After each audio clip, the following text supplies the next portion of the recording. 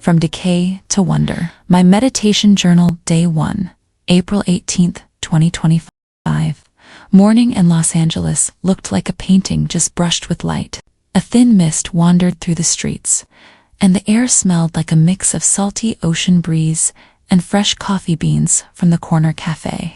I sat cross-legged on the wool rug in my living room, watching the shadows of palm trees sway gently outside the window, as if singing an ancient song. The rug, deep red and woven with intricate geometric patterns, was a treasure I picked up in Morocco last year. Thick, warm to the touch, it seemed to hum stories of its voyage across the seas.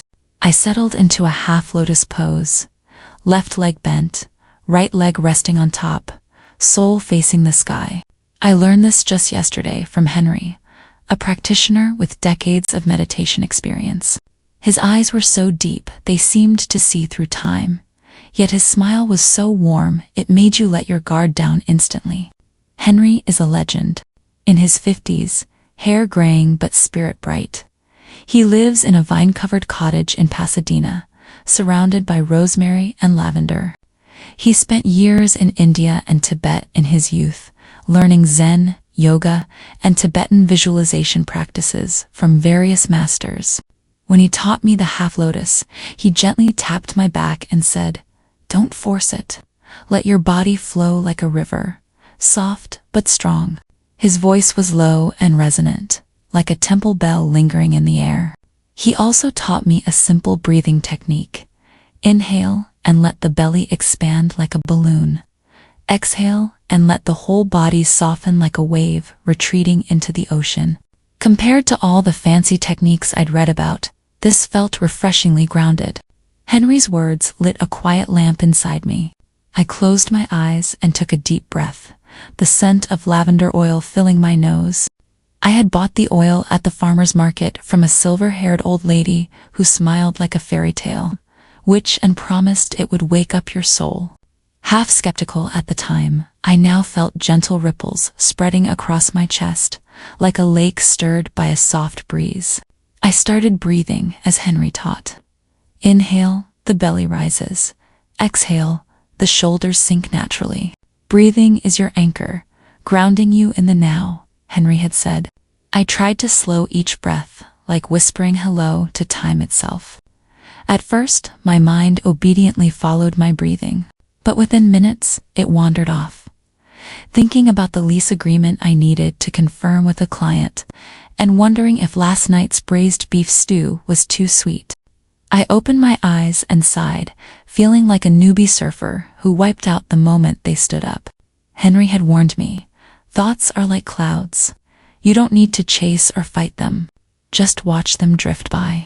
I smiled, closed my eyes again, and instead of forcing a clear mind, I simply observed the passing thoughts, like watching a random movie unfold.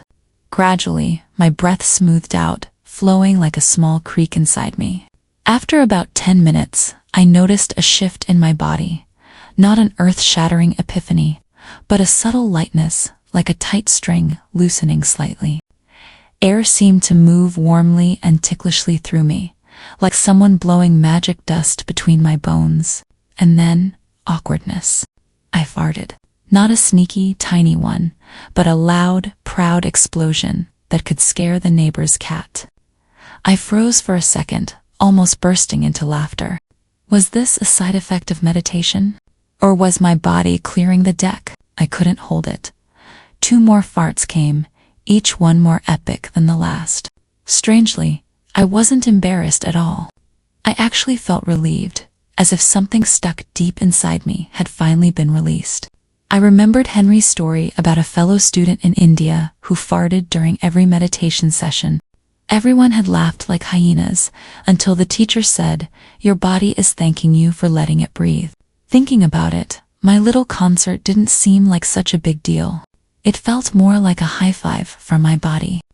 I kept sitting, letting the body's true talk play itself out. My breathing grew deeper, slower, syncing with some hidden pulse of the universe. The birds outside, the distant hum of a lawnmower, even my own heartbeat. All came together like a low-key symphony. I remembered a line from the Tao Te Ching: reach the ultimate emptiness, maintain the deepest stillness. In that moment, I felt like I got a little glimpse of stillness. Not that I became some enlightened guru, but I was, for a fleeting moment, on the same wavelength as the world, slow dancing with the universe. After about half an hour, my legs started tingling, a million ants marching. I tried adjusting my posture, but eventually decided to call it a day. Opening my eyes, I saw a sliver of sunlight snaking through the curtains, painting a golden arc across the carpet.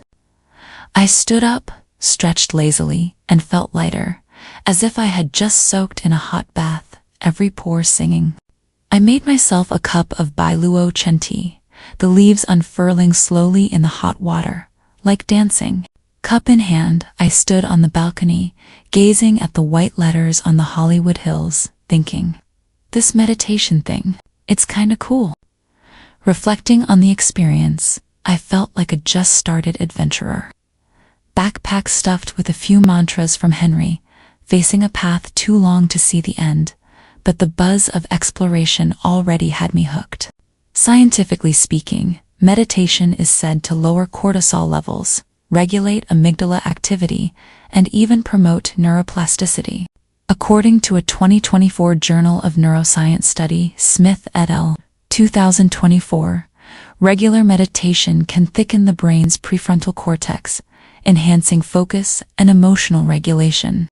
A 2023 review in Nature reviews Neuroscience Johnson and Brown, 2023, also pointed out that meditation improves vagal tone, boosting heart rate variability, and reducing anxiety. I had read all that before, but what truly got me addicted was this feeling of being woken up in both body and soul, like a window swinging open, revealing a quieter, vaster self beyond, like the starry sky. I decided I'll try again tomorrow, maybe shift to an earlier morning slot, or try the loving kindness meditation Henry had mentioned. He said to imagine yourself wrapped in light, then share that light with others. Sounds a bit woo-woo, but I trust him. Jason, my friend, also recently mentioned a 4-7-8 breathing technique that supposedly makes you fall asleep in seconds. I'll ask Henry how that compares to what he taught me. Oh, and I definitely need to ask him, why does meditation make you fart? Is it really just gut bacteria throwing a party? Thinking about all this, I remembered what Thoreau wrote in Walden. I went to the woods because I wished to live deliberately. I didn't go to the woods, just crossed my legs in the living room. But somehow, I tasted a bit of that living deliberately feeling. Meditation isn't a magic pill.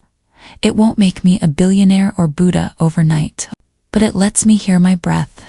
Isn't that a small miracle? Outside, the sunlight painted the sky in peachy pink, like an unfinished watercolor. Time to prep lunch. Planning to make Thai green curry chicken, spicy enough to wake the neighbors. Hopefully, tomorrow's meditation will involve fewer farts. Or else I might seriously start blaming last night's beef stew for playing tricks on me. Haha, life needs a little spice, right? Alright, that's it for today's journal. See you in the next entry.